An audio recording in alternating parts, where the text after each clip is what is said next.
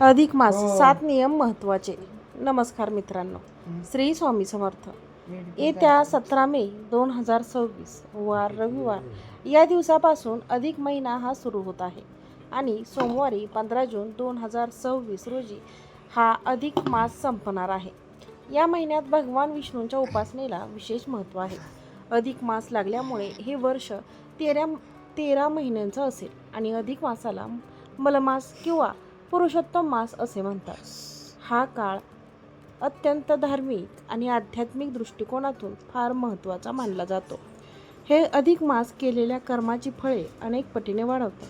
हा 13 महिने दर 3 वर्षांनी येतो आणि या महिन्यात सूर्य संक्रांत नसते, म्हणून हा महिना मुलींना धोंडा म्हणून मानला जातो. या महिन्यात कोणतेही मंगल कार्य केले जात नाहीत. भगवान विष्णू स्वतंत्र स्वामी आहेत या महिन्याचे, त्यामुळे या महिन्यामध्ये महिना हा धोंड्याचा महिना मानतात. नकारात्मकतेला तुमच्या जीवनावर प्रभाव टाकून राहण्यासाठी किंवा रोखण्यासाठी या महिन्यात काही नियमांचे पालन केलं पाहिजे. अधिक मास हा साधा महिना नाही, हा पुण्याचा महासागर आहे आणि या महिन्यामध्ये केलेले एका छोट्या नियमाने संपूर्ण वर्षाचे पुण्य मिळतं. पण चुकीच्या गोष्टी केल्या तर ते पुण्य नष्ट होतं. म्हणूनच आज आपण जाणून घेणार आहोत या ज्या काही चुका आहेत त्या चुका अजिबात आपल्याला या महिन्यात करायच्या नाहीत. कारण 99% लोक माहीत नसते त्यांना चुका कोणत्या आहेत. तसेच या अधिक महिन्यात काय करावे, काय करू नये याविषयीची संपूर्ण माहिती आज आपण पाहणार आहोत. म्हणूनच आजच्या या व्हिडिओमध्ये मी तुम्हाला अत्यंत महत्त्वाची माहिती शेअर करत आहे. त्यामुळे रिस्क न करता शेवटपर्यंत हा व्हिडिओ नक्की पहा. नंबर 1, रोज भगवान विष्णू म्हणजेच अधिक मासामध्ये भगवान विष्णूंची म्हणजेच राधाकृष्ण विठ्ठल यांची पूजा करा. फूल, तुळस, दीप नैवेद्य अर्पण करा. फक्त 5 मिनिटे पूजा केली तरी सुद्धा या महिन्यामध्ये त्याचे पुण्य अनेक पटीने मिळते. 2, अधिक मासात भगवद्गीतेचा 15वा अध्याय जो आहे तो पुरुषोत्तम योग या अध्यायाचे नाव आहे आणि हा अध्याय वाचावा किंवा ऐकावा. कारण हा अध्याय भगवद्गीतेचा अर्क मानला जातो आणि परमात्म्याचे ज्ञान प्राप्त होते. तसेच अधिक मासात रोज 15 अध्यायाचे वाचन करावे किंवा श्रवण केल्याने पितृदोष निवारण होते आणि अक्षय पुण्याची प्राप्ती होते. 3, अधिक महिन्यामध्ये अनारसे, बत्तासे, खारका, सुपारी किंवा फळं असतील तरी 33 संख्येमध्ये सत्पात्र म्हणजे पात्रासह दान करायचे. आता जावयाला दान देणे वेगळे आणि हे जे दान आहे ते आपण एखाद्या मंदिरामध्ये गुरुजींना किंवा एखाद्या गरजू व्यक्तीला द्यायचं असेल तर देऊ शकतो. 4, संपूर्ण अधिक महिना सात्विक अन्न ग्रहण करावे. कांदा, लसूण, मांसाहार, पूर्णपणे मांसाहार हा टाळावा. 5, अधिक महिन्यामध्ये दररोज सकाळी ब्रह्ममुहूर्तावर म्हणजे सूर्योदयापूर्वी स्नान करावे. शक्य असल्यास पवित्र नद्यांवर किंवा तीर्थक्षेत्री स्नान करावे आणि शक्य नसेल तर घरीच रोज पाण्यामध्ये गंगाजल टाकून अवश्य स्नान करावे. 7, विष्णूच्या कृपेसाठी पुरुष सूक्ताचे पठण करणे अत्यंत फलदायी मानले जाते. 8, अधिक महिन्यामध्ये विष्णू मंदिराच्या किंवा तुळशीपाशी नित्य सेवा दीपदान करावे, हे पुण्याचे काम मानले जाते. 9, अधिक मासामध्ये काहीही न करता रोज नामस्मरण करावे. फक्त ओम नमो भगवते वासुदेवाय किंवा ओम नमः शिवाय. तुम्ही तुमच्या कुलदेवीचा मंत्र जसे की ओम कुलदेवताय नमः या मंत्राचा 108 वेळा जप केला तरी सुद्धा चांगला आहे.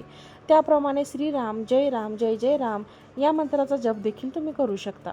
त्याचबरोबर हरिपाठ सुद्धा दररोज वाचू शकता किंवा ऐकू शकता. 9, अधिक मासामध्ये जर तुम्ही कोणतेही व्रत करू शकत नसाल तर दररोज जेवण करताना अधिक मासामध्ये आपण मौन पाळू शकतो. हे व्रत खूप महत्त्वाचे आहे.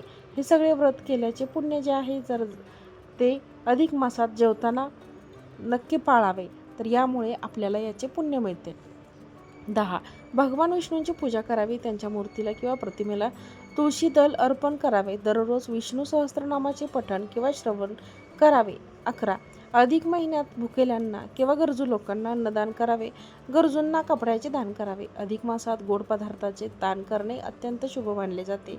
शक्य असल्यास ब्राह्मणांना किंवा गरजू व्यक्तींना भोजन घालून दक्षिणा द्यावी. 12, अधिक मासात सुवासिनी स्त्रिया 33 अनारसे किंवा 33 दिवे यांचे वाण लोटतात. हे या महिन्याचे खास वैशिष्ट्य आहे. 13, अधिक मासामध्ये काही घरे ही सुद्धा पद्धत आहे की अधिक मासामध्ये दररोज तुळशीला काहीतरी वाण दिलं जातं. तर हे वाण कशा पद्धतीचं असू शकतं? ओटीचं सामान आपण दररोज तुळशीला मातेला अर्पण करायचं. यासाठी आठवड्यातून एकदा, मग तो तुम्ही गुरुवारचा दिवस ठेवला, रविवारचा दिवस निवडा तरी सुद्धा चालेल, पण तुळशीला दान नक्की द्या. 13, अधिक मास असल्यामुळे रविवारी सुद्धा तुळशीला पाणी घातलं तरी पण चालणार आहे. कारण अधिक मास वर्षातून एकदा नाही तर 3 वर्षातून एकदा येतो. तुळशीची पाने विष्णूंना वाहिली तर मनोकामना पूर्ण होतात असे शास्त्र सांगते. 13. मुलींनी आपल्या आई जर हयात असेल तर नक्कीच आपल्या आईची ओटी भरा. आई समजा नसेल तर आईच्या फोटोपुढे तुम्ही ओटी ठेवू शकता. याशिवाय आई नसेल तर वहिनी, काकू, मावशी, मामी, चुलती यांची देखील तुम्ही ओटी भरू शकता. किंवा कुलदेवीची किंवा आजूबाजूला एखाद्या कोणत्याही देवीचे मंदिर असेल तरी त्या देवीची ओटी भरली तरी पण चालते. 14. या महिन्यात भागवत पारायण करा किंवा एका अधिक मासामध्ये श्रीमद भागवत पारायण करणे सर्वश्रेष्ठ मानलं जातं. घरी शक्य असेल तर घरी किंवा मंदिरामध्ये किंवा तुम्ही अगदी शक्य नसेल तर कथा दररोज ऐका. 15. अधिक महिन्यात दान नक्की करा. गोरगरिबांना अन्न देणे, कपडे दान करणे, अधिक मासामध्ये केलेले दान सर्वात फलदायी असतं. आपल्या परिस्थितीनुसार अन्नदान, वस्त्रदान, पुस्तकदान किंवा गाईला चारा घालणं या सगळ्यांचे पुण्य या महिन्यामध्ये शतपटीने वाढते. या महिन्यातून किमान एकदा तरी हे दान नक्की करा. 16. अधिक महिन्यात उपवास करा. अधिक महिन्यामध्ये एकादशीचा उपवास करणे सर्वश्रेष्ठ आहे. शक्य नसेल तर आठवड्यातून एकदा गुरुवारी किंवा एकादशीला उपवास करा. उपवासाने मन, शरीराने आत्मा हा निरोगी होतो. 17. या महिन्यात सकाळी लवकर उठा. अधिक महिन्यामध्ये ब्रह्ममुहूर्तावरती म्हणजे पहाटे 4 ते 6च्या दरम्यान उठा. हे अत्यंत शुभ आहे. यावेळी वातावरणामध्ये सकारात्मक ऊर्जा सर्वाधिक असते. स्नान करून पूजा केल्यास त्यांचे पुण्य इतर वेळेपेक्षा जास्त मिळते.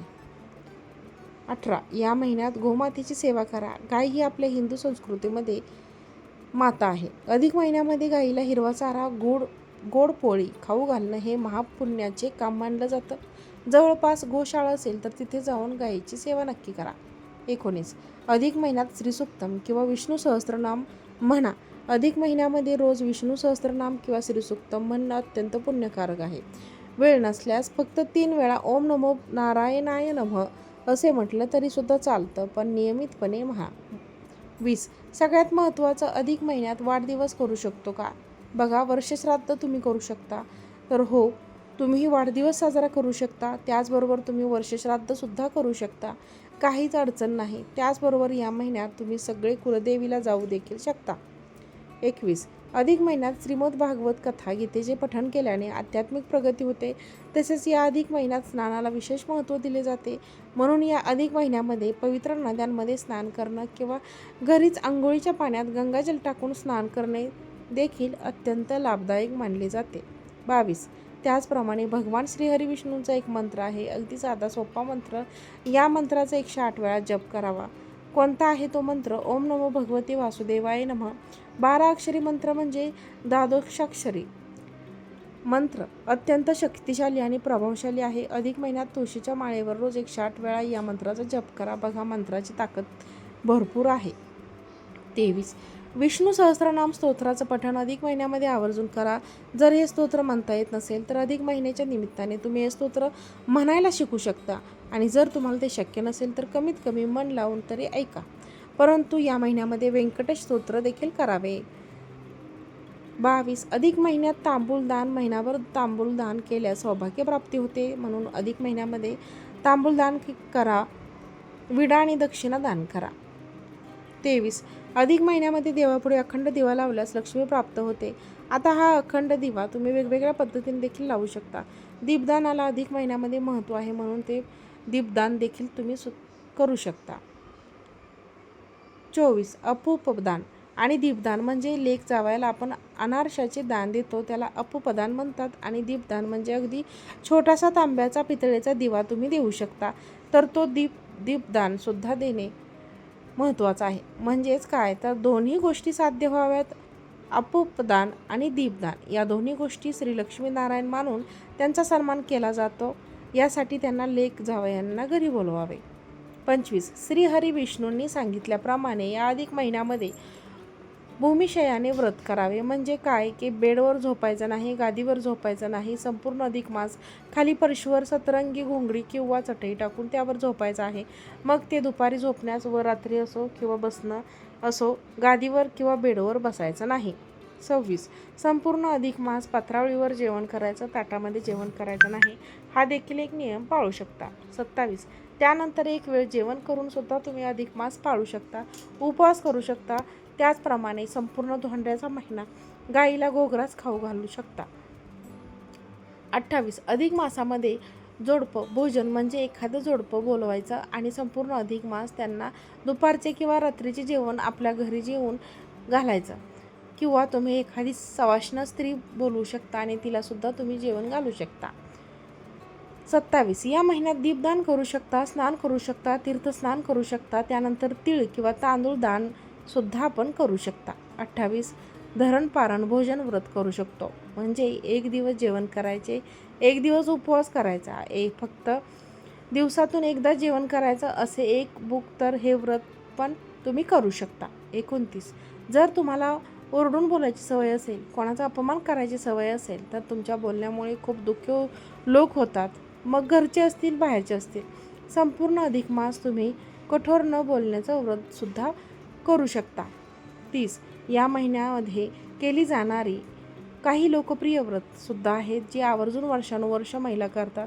त्यामध्ये हळदी कुंकू, स्वस्तिकचं व्रत, रांगोळी हे देखील करू शकता.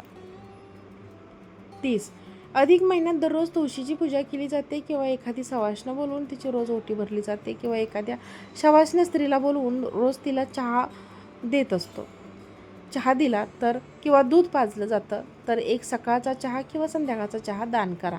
या महिन्यामध्ये 31 या महिन्यामध्ये मनुष्याने आपली प्रकृती पाहून आपल्यावर हे व्रत करायचे आहे, आणि प्रत्येक व्रत हे संकल्प करूनच करायचं आहे. 32 अधिक महिन्यात संक्षिप्त श्रीमद भगवत ग्रंथ किंवा भागवताचा जो मूळ ग्रंथ आहे त्याचे पारायण तुम्ही करू शकता. ज्याची इच्छा आहे ते भगवद्गीतेचं पठण देखील करू शकता.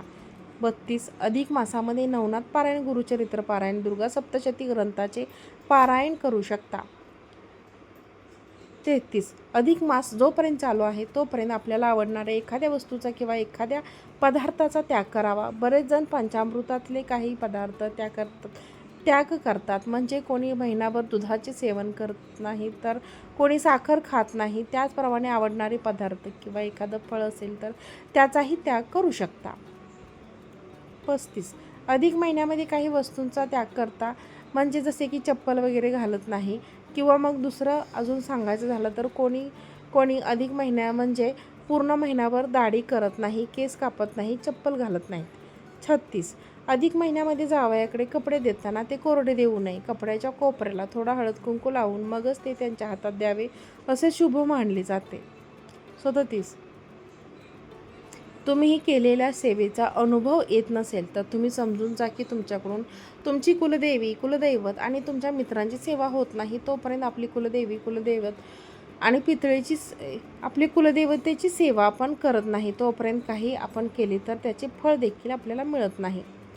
38 तुमच्याकडे देवीची उपासना करायला सुरुवात करू शकता. तुमच्या कुलदेवीचा वार कोणता असेल त्या दिवशी सकाळी तुमच्या कुलदेवीच्या मूर्तीवर कुंकुमार्चन टाका. तुम्ही अभिषेक करू शकता, किंवा मूर्तीवर, पोठोवर, तुमच्या कुलदेवीच्या पोठोवर जो वार आहे कुलदेवीचा त्या दिवशी कुंकुमार्चन करू शकता. तुमच्या कुलदेवीचे मंत्र असेल तो म्हणू शकता.